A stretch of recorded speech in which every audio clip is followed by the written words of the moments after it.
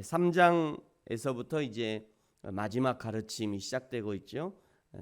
3장 1절부터 5절까지는 말세의 특징 19가지를 나열하셨습니다. 19가지 말세의 특징은 진짜 예수님이 다시 오시는 재림 직전에만 나타나는 것이 아니라 오늘 우리 곁에서도 너무도 많이 보여지는 것들입니다. 예수를 믿든지 안 믿든지 상관없이 나타나는 현상이죠. 사실은 믿든지 안 믿든지 이런 현상이 동일하게 나타나는 것이 비정상입니다. 우리 그리스도인들에게서는 나타나지 말아야 하는 것들인데 말이죠. 19가지 말세의 특징을 나타내는 사람들이 오늘 6절에 보시면 남의 집에 가만히 들어가 어리석은 여자를 유인하는 자들, 바로 그 자들이 그런 자들이라는 것입니다. 남의 집에 가만히 들어가는 자들은 영지주의자들을 말하는 것인데, 영지주의자는 두 종류의 사람들로 나눌 수 있습니다.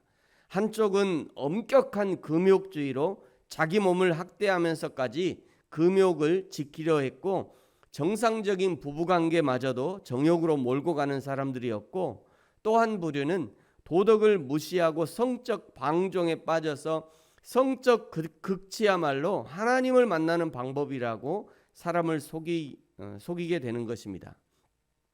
이 영지주의자들에게 속는 어리석은 여자들이란 지능이 낮은 여자들을 의미하는 것이 아니라 도덕성이 결여된 여자들을 의미합니다. 그러니 영지주의자들에게 속아 넘어가는 먹잇감이 된 것이죠. 거짓 교사들이 가정에 자연스럽게 침입할 수 있었던 것은 당시의 헬라인 가정에서는 여자들이 새로운 학문과 예술을 배우기 위해서 학자나 예술가들을 집으로 초청하는 일이 많았기 때문입니다. 바울 당시에 영지주의 이단에 빠지는 사람들에게 특징이 있는데요. 6절 후반절에 그것을 지적합니다. 6절 후반절에 보시면 그 여자는 죄를 중히 지고 여러 가지 욕심에 끌린 바 되었다. 첫째, 왜 이단에 빠지느냐면 죄를 중히 졌답니다. 죄를 중히 졌다는 말은 반복된 죄, 쌓인 죄를 의미하는 거죠. 죄는 마약과 같아서 반복되면 적응이 되고 적응이 되면 면역이 되어서 아무렇지도 않게 죄를 짓게 된다는 것입니다. 두 번째, 왜 이단에 빠지느냐? 여러 가지 욕심에 이끌리게 되기 때문입니다. 그 중에 사단이 가장 잘 이용하는 욕심은 성경을 알고자 하는 그 지적 욕심입니다. 찬송가 가사 중에도 하늘을 두루마리 삼고 바다를 먹물 삼아도 그 크신 하나님의 사랑을 다할 수 없을 것이라고 노래하는데, 그런데 만약 그렇게 해서라도 하나님을 다 알 수 있다면 바닷물이 남아나지 않을 것이고요, 하늘에 온통 날아다니는 사람들일 것입니다. 그 다음에는 인간이 어떻게 하나님이 될 수 있는가를 찾으려 할 것이에요. 이것이 인간입니다. 그래서 무서운 것이고 그 호기심 때문에 이단에 빠지는 것입니다. 신천지에 빠진 대부분의 사람들이 더 배우고 싶고 더 알고 싶고 더 깊이 깨닫고 싶다 하면서 그러다가 신천지의 올무에 걸리게 되는 것이죠. 적당한 호기심은 약이 되지만 과한 호기심은 독이 됩니다. 그저 조금 부족해도 여러분이 섬기는 교회의 가르침에 만족하십시오. 그러면 절대 이단에 빠질 일은 없을 것입니다. 7절에 말씀하시지 않습니까? 항상 배우나 끝내 진리의 지식에 이를 수 없다. 그 대표적인 사람을 언급하시는데 8절에 얀네와 얀브레가 그런 자였습니다. 얀네와 얀브레는 출애굽할 때 모세를 대적해서 점수를 했던 자들인데, 그들이 모세처럼 뱀을 만들기도 하고 죽이기도 하고 또 모세처럼 자기들도 이적을 일으킨다 해도 결국 그들의 어리석음을 드러내는 것뿐이었지요. 그러면서 바울이 진심으로 디모데에게 권면하는 것이 12절입니다. 여러분, 우리 12절 같이 한번 읽겠습니다. 시작. 무릇 그리스도 예수 안에서 경건하게 살고자 하는 자는 박해를 받으리라. 아멘. 왜 경건한 삶과 박해가 동시에 취급되는가? 경건의 또 다른 이름이 박해일지 모를 일입니다. 예수 그리스도와 연합된 가운데 경건한 삶을 살고자 하는 자는 하나님의 은혜로 주께 헌신하는 삶을 살아가는 자일 것이고, 그는 하나님의 말씀에 순종하는 자일 것입니다.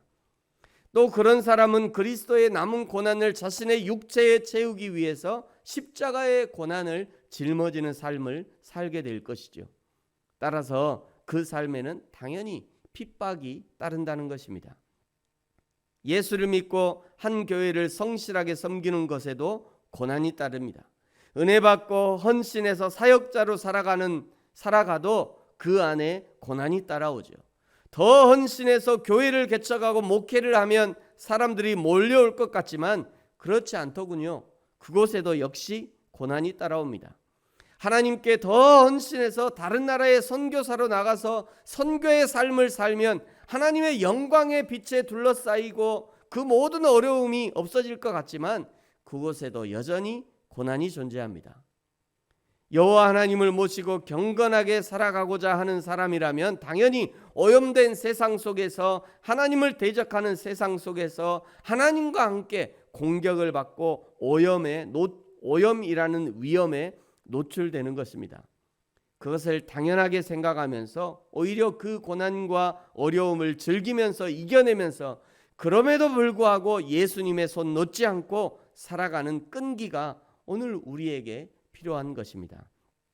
사랑하는 성도 여러분, 저와 여러분이 예수 믿는 것 때문에 겪어야 하는 어려움이 있다면 그 어려움 피하지 말고 예수님과 함께 예수님의 손 단단히 붙잡고 이겨내고 승리하는 저와 여러분이 되어지기를 예수님의 이름으로 축복합니다. 기도하겠습니다. 하나님 아버지, 감사합니다. 예수 믿는 우리를 예수님과 함께 고난받는 자로 삼아주시고 여겨주셔서 감사합니다. 예수님이 고난의 자리를 피하지 않으셨던 것처럼 우리도 예수 믿는 것 때문에 다가오는 고난을 피하지 않게 하시고 예수님을 위해, 교회를 위해 고난을 자처하여 받게 하시고 그리하여 하나님께 영광을 돌리는 인생이 되게 하여 주옵소서. 하나님, 매일의 감사와 기도와 함께 귀한 예물 올려드립니다. 이 예물 받아주시고 매일의 헌신과 기도를 받으시며 응답하여 주시고 건강케 하시고 그 가정과 가문을 복되게 하여 주옵소서. 감사합니다. 예수님의 이름으로 기도합니다. 아멘. 하늘에 계신 우리 아버지여, 이름이 거룩히 여김을 받으시오며